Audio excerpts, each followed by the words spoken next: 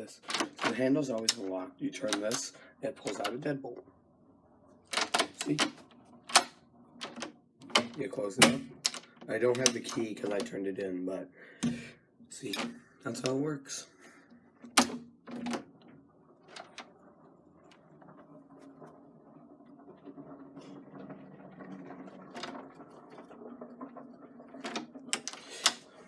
See? And then what would happen is the key goes in like this right here, and it would turn that, and it would turn and pull both of that in.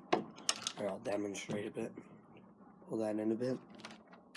See, like that. And that's it.